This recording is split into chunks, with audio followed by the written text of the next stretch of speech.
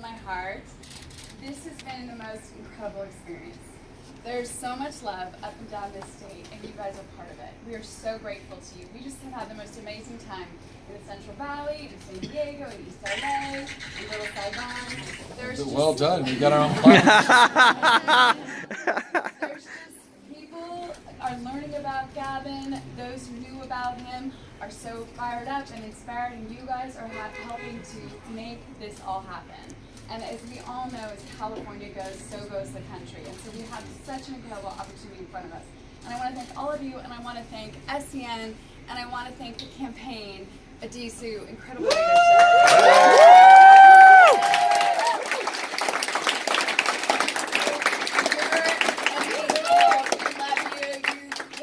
The greatest team, Emily, Lindsay, Hannah, Joey, Nathan, every single one of you, all of you guys here are so special. We love you so much and we're thankful. I'm so proud of my husband. I'm so fired up. There's so much change that's going to happen very near and very soon. And so I just want to introduce an incredible leader that we all are lucky to have in our state, Congressman Eric Swalwell, who...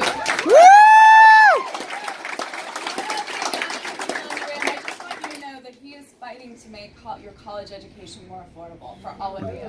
Yes. Go, Eric. Incredible leadership in Washington, D.C. on behalf of all of us. So thank you.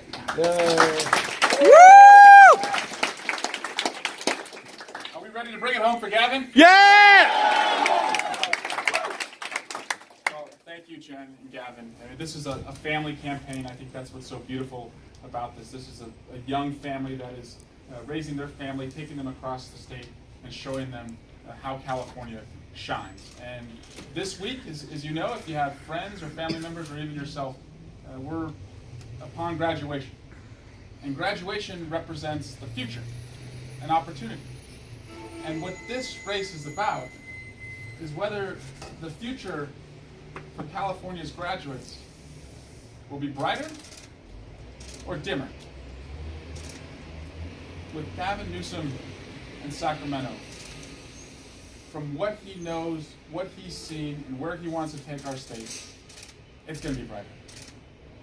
This has always been a land where if you work hard, it means something.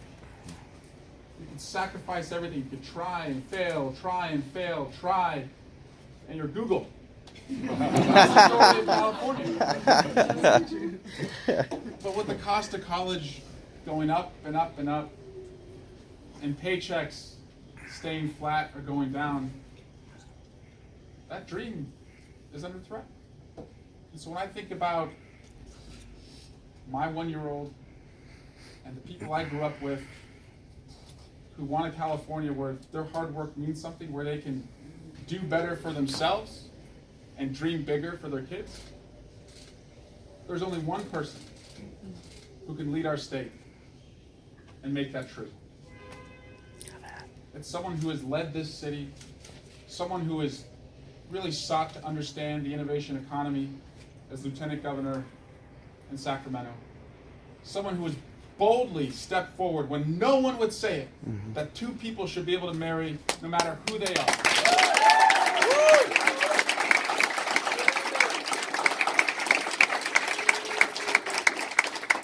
He's somebody who believes that summer should not save our kids from violence in their classrooms. Leadership should. Well stated. That's the leader.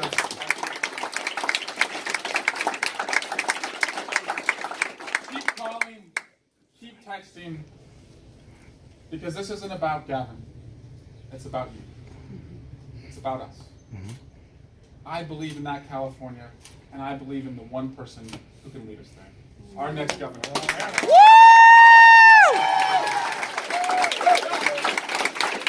Eric Swalwell. Thank you. Thank you all very much. I'm grateful.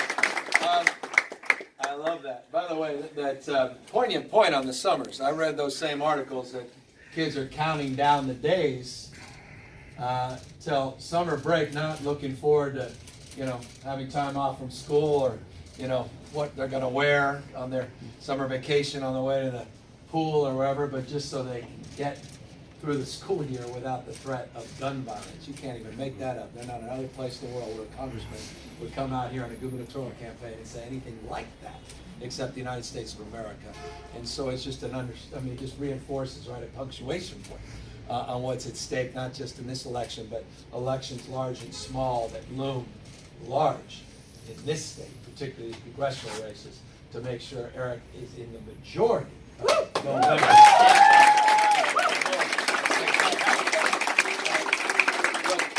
of all, I just love, this guy Joe, he was just a little intern. I didn't even, who's this guy? I mean, he was pretty good. And I was like, this is nice. He's down in LA. And all of a sudden he appears one day here, and he's taking over, and now he's talking about... Woo!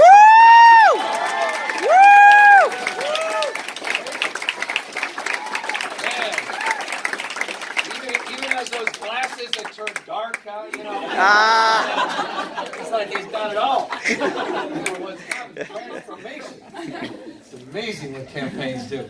But it is awesome to see, and I can't be more proud of you, man. You just really, you talk about stepping up and stepping in. It proves, right? Leadership can be found anywhere, right? It's just asserting yourself. It is about expressing yourself, and if you're one of those talented people, your success will become irresistible. It just will be discovered, and I'm just incredibly gratified by your example. Well, now, Joe,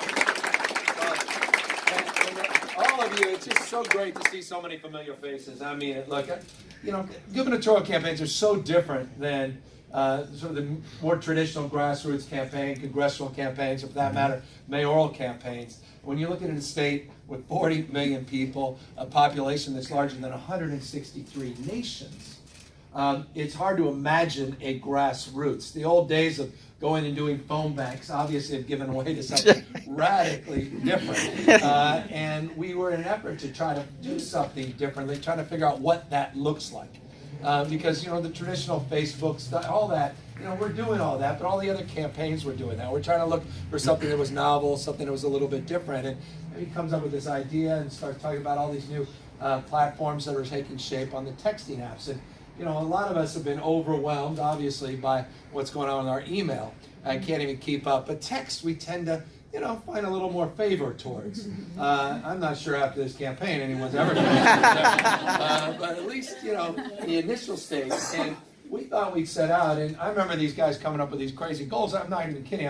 When they talk in terms of a million, I'm like, a million's a million. Like, a million's not like 100,000. A million's a lot of zeros. And you need to game the system. How do we really know it's a million? And are people really going to get back? And when they do get back, are you going to respond? And who's going to respond, and when you going to get into it, and is this going to turn folks off? The whole process has been extraordinary, and I got to tell you, 5 million is just jaw-dropping. And I know that you're connecting with folks, because I went and got food the other day to go. Some guy goes, look, I got a text from you. And I'm like, wow, and it's like, you guys get into it. You guys get into it. I mean, he was like asking questions. He didn't even know me, and he says, I'm all in now. I didn't know you were on this issue and that issue. So there's a sophistication to you, not just the platform, that you guys have literally, I guess you guys must do some boot camp or something here to know my positions and not misrepresent my positions, right? I mean, sometimes you're like, you want it, but you may not agree with me on something. You're like, oh, I wish he was on that plastic bag ban. He wasn't, charging me 10 cents. There's some things I've done I'm not so convinced by now, and sometimes, things, I don't know, there's unintended consequences. By the way, I'm referring to the plastic bag ban. San Francisco was the first to do that, and that led to the statewide effort, and then it led to that 10 cents, which I don't like when I go to the grocery store. I guess I'm just expressing that. So the whole thing has been mesmerizing and extraordinary, and so is this bus tour. I hope you guys will take a look. We got that bus outside, but we decided, it was almost a week ago, it'll be a week ago tomorrow. We kicked off here. Many of you were there at City Hall. Thank you. And we didn't know how it was going to go. I sort of have a romantic vision of what campaigns are all about. And I remember, it was like yesterday, very indelible, when Al Gore and Bill Clinton sort of kicked off their campaign after the convention. And they went on this bus tour. And it just, all the energy, and there's that picture of them throwing the football, even though they had suits on, it looked a little strange. And then back then, you should go back and look at their weird-looking shorts. And, the 90s, it wasn't just the 80s. I'm saying the 90s were a little weird, which begs the question, what we look like today when we look back in a decade. But there was something evocative about that. And of course, I've been talking so much on this campaign, I don't know if you'll bring it up, Bobby Kennedy, but this is the day 50 years ago that Bobby was shot. He died technically on the 5th of June, but he was shot literally 50 years ago down at the Ambassador Hotel down in Southern California, 50 years ago to the day. And so much of the 60s, of course, is all those great pieces that we've done, CNN and everything else, all these documentaries on Netflix, et cetera, talking about 1968. None of you guys were alive in 68, but it's been called the most, you think it's tough times now.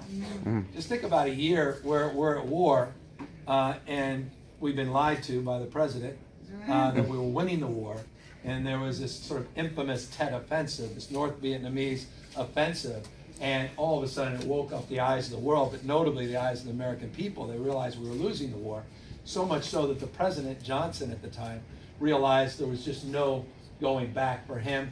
He had misled, and he felt a great sense of responsibility, culpability, and he decided not to run for election, and he refused to even be nominated. And that was March 31st, 1968. 4 days later, Dr. King was assassinated. So imagine, a nation that increasingly is feeling the friction and the stress of distrust of institutions that leads to a president not to run for office, and all the just remarkable stress that provided. Then only to find an iconic leader who exercises moral authority every day, gunned down by assassin's bullet, then to find 8 weeks later, June 4th, June 5th of 1968, Bobby Kennedy is gunned down after winning the California primary on his way to the presidency of the United States. That is the year that I was born into. I was born in late 1967, but was born into that.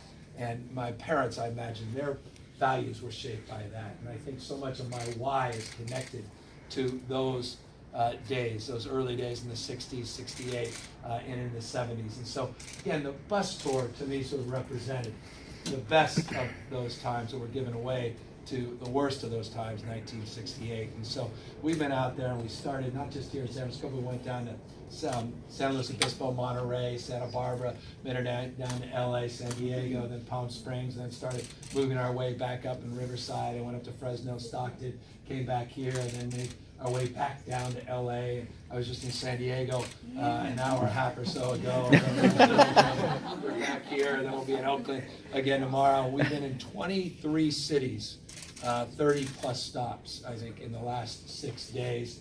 We finished our 36th town hall. No campaign has done any town halls, which is just jaw-dropping.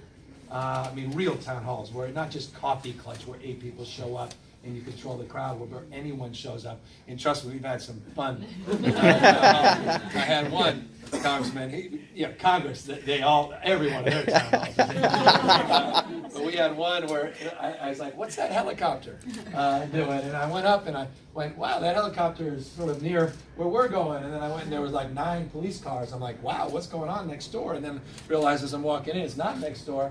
It was at our event that was taken over by the Make America Great folks. Oh, no. And they had threatened some of the folks that were walking in and basically shut down that meeting. That was in East LA. We had a small version. It was not even that interesting. Travis Allen folks out there in Fresno a couple days ago making their case.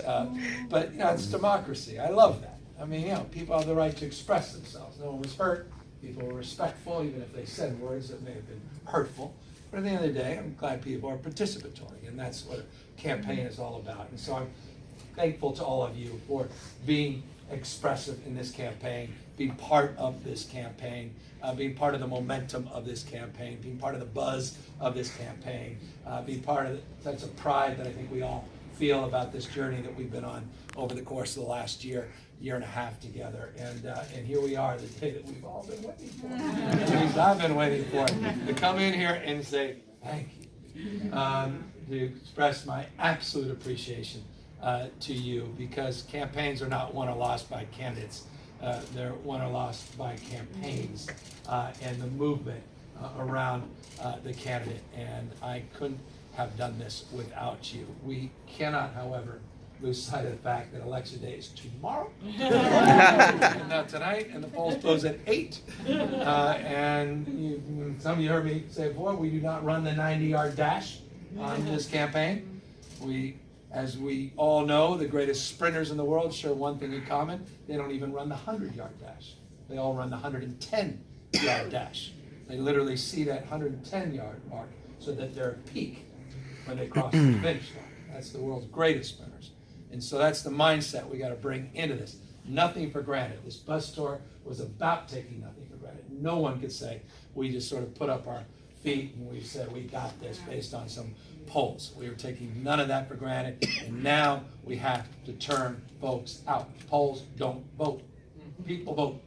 And if people just assume we got this and they stay at home, it's not going to be a good Wednesday morning for any of us. And so I just want to encourage you to keep this going and get your friends and family out there. Get on your social media and encourage folks that they need to turn in those ballots. If they've got those absentee ballots, put them in the mail by tomorrow night, or get to the polls. You can even do provisional things. You can show up.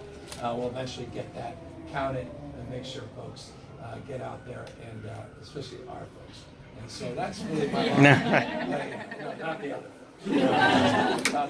But that's my long-winded expression of gratitude. And so that's it. I just want to thank each and every one of you. It's just really awesome to see all you here into this incredible campaign team led by Adisu.